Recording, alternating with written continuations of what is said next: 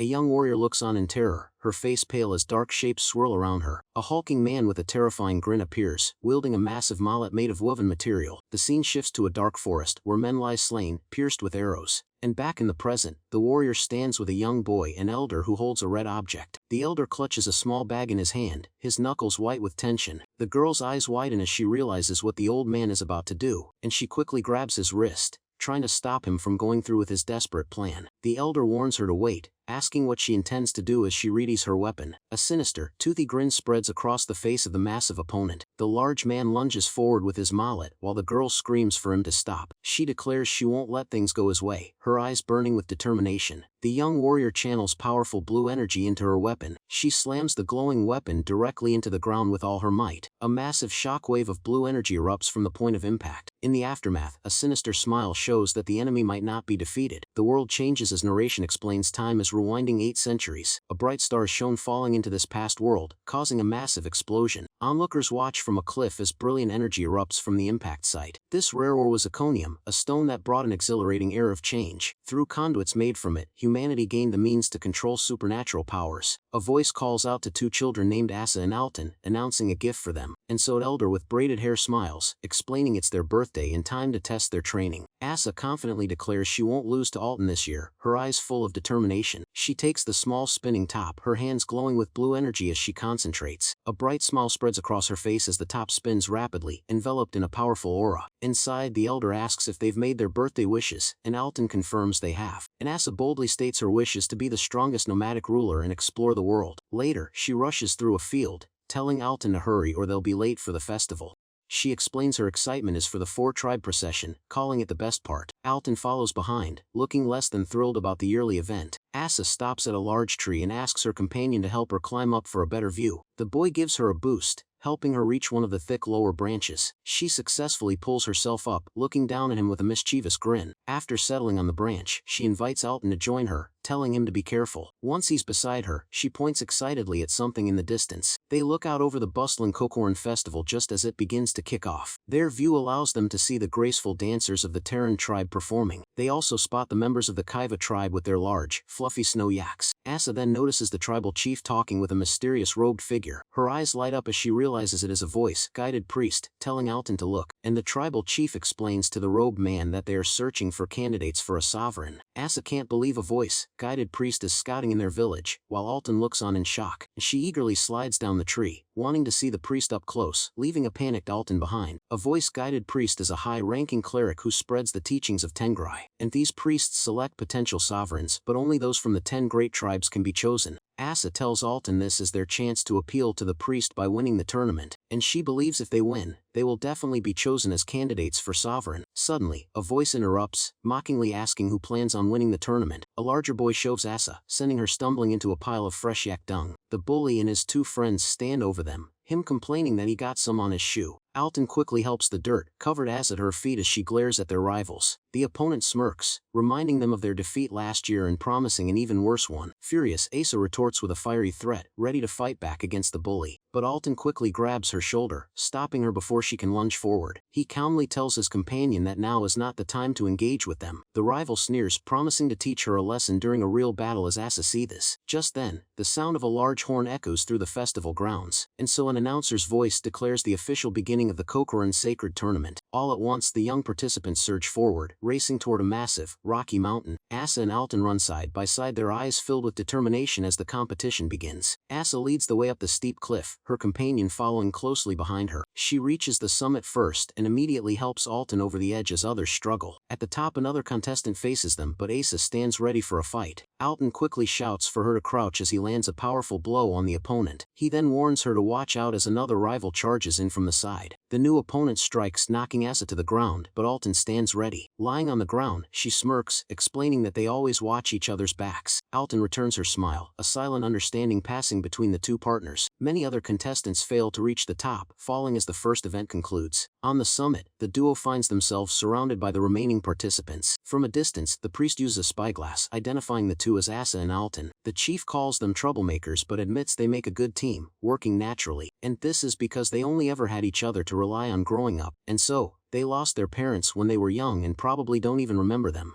The priest looks on with sympathy, remarking on how harsh these times are for children. Another man asks if they are siblings, but the chief explains they are twins. The man then questions why they are holding a festival with the Sarkat tribe's situation, and so reveals that people have been found unconscious in the forest with their items stolen. He dismisses rumors of monkey attacks, insisting it was an ambush by someone else. The priest grimly states that crime is rampant, while the chief says tough times make tough people. A guard assures everyone not to worry, as they have secured the village for the festival.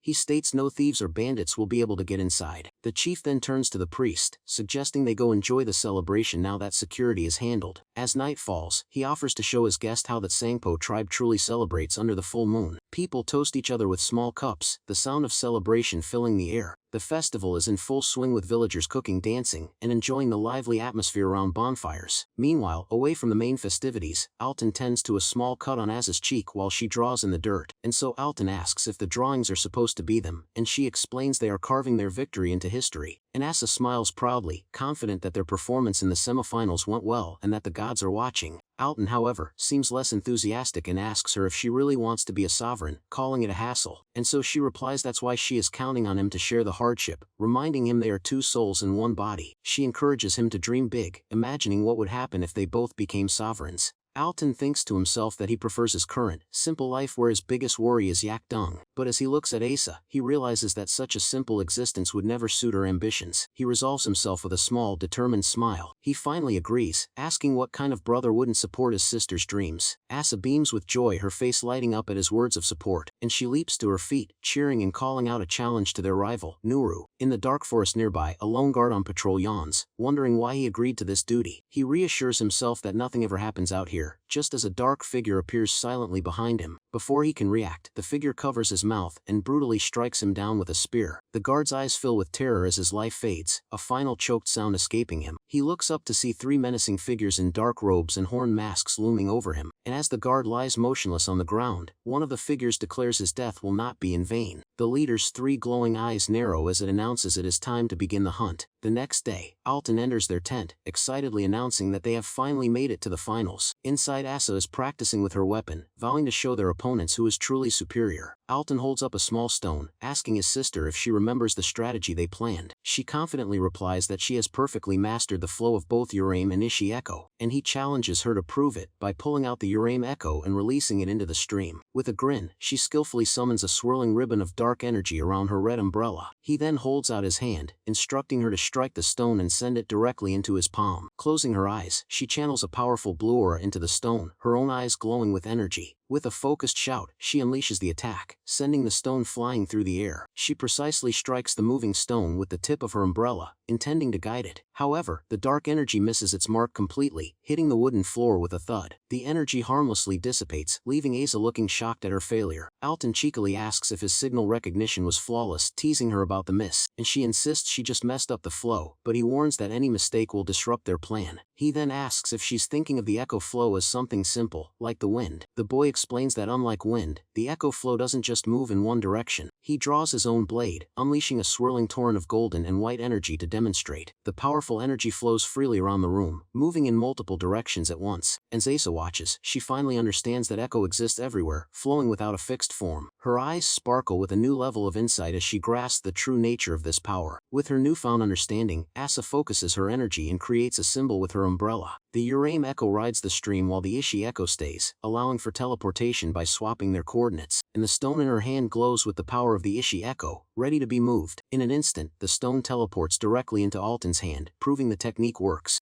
He tells her that if she can't grasp the flow during the match, she should wait for his signal instead, and she agrees but wonders why she can't read the flow as well as him, thinking they'd be unstoppable if she could. Alton smirks, teasing that unlike a certain airhead, he concentrates during training without daydreaming. Annoyed, Asa chases him out of the tent with her umbrella as he tells her they'll be late for the finals. An announcer's voice echoes across the arena, commencing the final event of the tournament, the Shimba competition. The competitors are divided into two teams, with Asa and Alton standing ready for the challenge. Their opponents are their rivals from before, the two bullies who look ready for a rematch. And so, the objective is simple: the first team to get the ball through the floating ring wins the tournament, and the announcer clarifies that any means to incapacitate opponents are allowed, and the use of echo is permitted. With the rules set, the tribal chief raises his hand and officially begins the final match. The rival team immediately springs into action, one wielding a whip and the other a staff. And Asa and Alton expertly navigate the stepping stones over the river, weapons drawn and ready. The woven ball is kicked into the air, officially starting the high-stakes game. Asa leaps across the water, skillfully kicking the ball high above her opponent's heads, and she jumps into the air and successfully catches the ball, gaining possession for her team. With the ball secured, she grins, knowing all that's left is to imprint the Ishi-iko. One of the opponents leaps forward, taunting Asa for not facing him directly. He sneers, promising to wash the filth off her and telling her not to cry like last time. The bully vows to put her in her place as he prepares to strike with his staff. A massive wave of water erupts from the river, knocking Asa off balance and sending the ball flying. The large opponent clicks his tongue in annoyance after his attack, and he seethes with anger, furious that she managed to dodge his void collapse technique. The rivals relentlessly pursue Asa, but she skillfully dodges their attempts to steal the ball. She mocks her pursuer Podge, telling him he hasn't grown at all since their last encounter. Asa confidently asks if he thought the same trick would work on her multiple times, and so she then leaps into the air, challenging him and asking if he really thinks he can defeat her. Her sudden confidence leaves the large bully completely stunned and speechless. With a swift and powerful blow from her umbrella, she smacks him directly into the water. Meanwhile, Alton finds himself locked in combat with the other rival Ko. Podjai shouts from the river that he's fine, urging his partner to help him get the ball. Ku skillfully wraps his whip around Alton's blades, disarming him in an instant, and he follows up with a powerful kick, sending the young warrior staggering back across the water. The whip wielder stands ready, his weapon swirling around him as he prepares his next move. With a flick of his wrist, he expertly uses his whip to snatch the ball out of the air, and Sasa shouts to her brother, telling him she's counting on him to handle their opponent. Her eyes begin to glow with a brilliant blue light as she prepares to use her echo ability. Alton points forward, signaling that he has found an opening for their plan. Asa sees the signal, her eyes glowing as blue energy begins to swirl around her body. With a confident smirk, she declares that it's showtime and prepares to execute their strategy. And she charges forward with her umbrella, ready to unleash all the power she has gathered. The whip wielder sees her coming and mocks her for being too slow to stop him. He lashes out with his whip, but it passes harmlessly through her as she teleports. She reappears right in front of him, surrounded by the tidal flow of her echo. Alton suddenly panics, realizing that his sister has completely misjudged the timing. He decides to switch to plan B just as the whip wraps around Asa's leg, pulling her down, and the sudden attack sends her splashing into the water, much to the confusion of the crowd. And so, watching from the sidelines, the priest observes that the girl doesn't seem to have good timing. Podge gloats, praising his teammate for a job well done as he moves into attack. He raises his staff, summoning a powerful pillar of water to strike Asa down, but she uses his own staff as a leverage point, launching herself up into the air. A massive geyser of water erupts from the river, propelling her high above the arena, and she lets out a scream as she flips through the air, losing her grip on the ball. As she falls, she reaches out, determined to activate her power and catch the ball in time. Suddenly a voice praises her for distracting the opponents, revealing their true plan. Alton appears in mid-air, having teleported to the ball's location at the perfect moment, and so rivals look on in shock, realizing they have been set up from the very beginning. With his eyes glowing, Alton kicks the ball, sending a thin blue line of energy with it. He declares it's time to celebrate their victory as the ball soars directly toward the ring.